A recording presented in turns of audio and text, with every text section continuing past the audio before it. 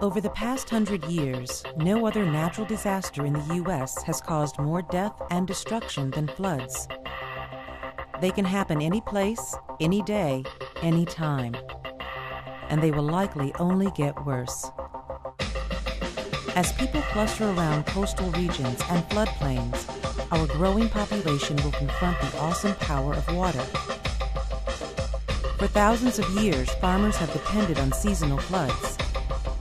The waters irrigated their crops and fertilized their lands. Today, excess water is channeled into reservoirs and power hydroelectric dams. But when water levels rise suddenly, far more than the ground can absorb, a flood occurs. Flash floods are a perfect example. Sudden storms unleash a torrential downpour.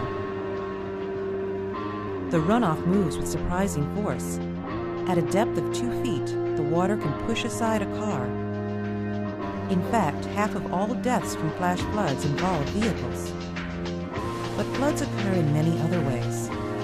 Heavy rains and thawing snowfall can overwhelm rivers.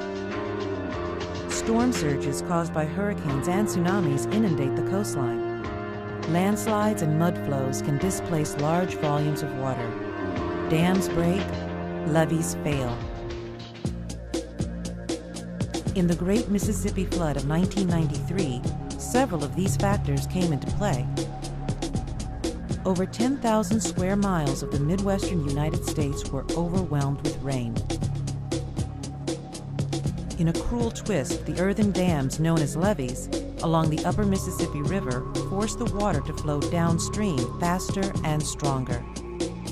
Communities further downriver were hit with the full brunt of the Mississippi.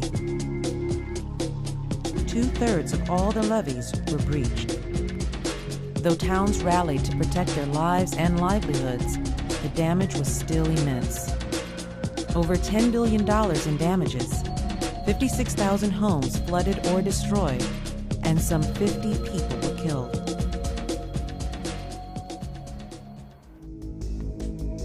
At the start of this century, another powerful flood wreaked havoc, this one coming from the sea. The storm surges of Hurricane Katrina submerged 80% of the city of New Orleans.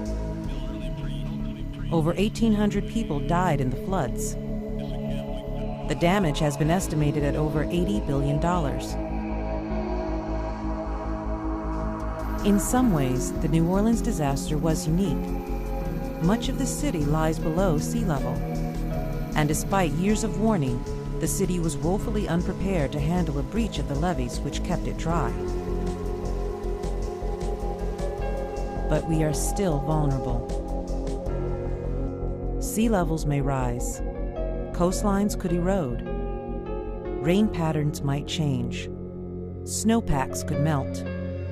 And then the waters would rush in.